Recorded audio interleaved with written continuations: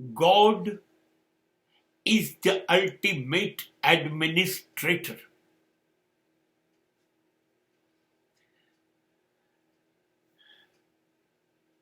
God knows everything. What to do and what not to do.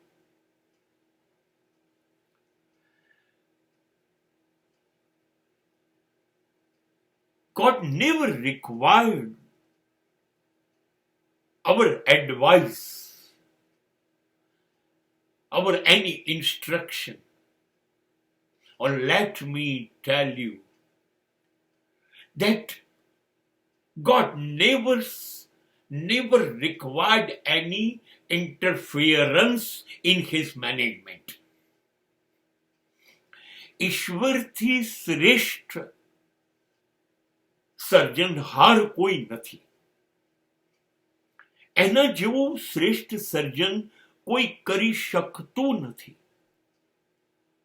સમગ્ર બ્રહ્માંડ, સમગ્ર ગ્રહો, સમગ્ર સૃષ્ટિ એનું સર્જન છે, જેમાં તમે કોઈ ભૂલ કાઢી શકો એમ નથી.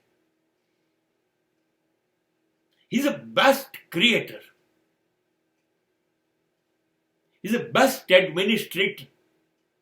He is the best manager.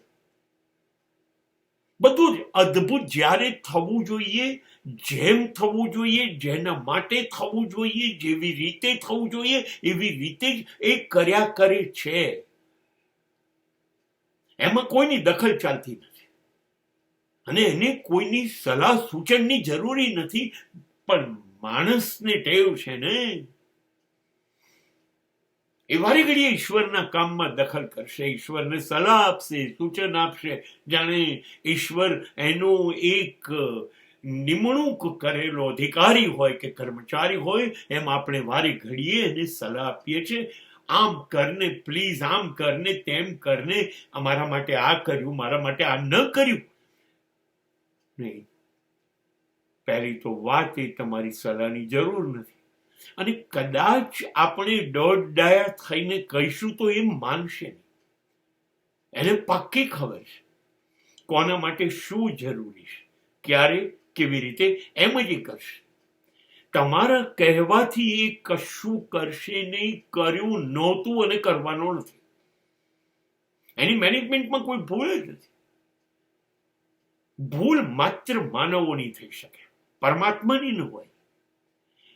પણ આપણે વારે ઘડીએ એના કાર્યમાં દખલ કરીએ છીએ, જાણે એ આપણો ગુલામ ન હોય, એ આપણો નોકર ન હોય, આપણો પગારદાર ન હોય. એવી રીતે આમ કરી કાઢજે, આમ કરે તો તું સાચો, આમ કરે તો.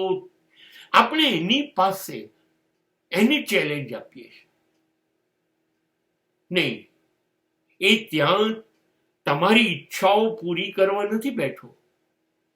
એને તમને આ દુનિયામાં કોઈ ખાતરી નથી આપી કે હું તમારા માટે કામ કરું છું, કે હું તમને મહાન બનાવી દઈશ, કે તમે ઈચ્છશો એ બધું હું તમારા માટે કર્યા કરીશ. એવી કોઈ ખાતરી ઈશ્વર આપતું નથી. ઈશ્વરે ક્યારેય તમને સુખી થવા માટેના સોગંદ ખાધા નથી કે તમને સુખી કરે. એની જવાબદારી નથી. એટલે નેવર એડવાઇઝડ. એ એને જેમ ગમે છે, એને નક્કી કર્યું છે એમ કરે છે. તમારા મુજબ કશું થશે નહીં.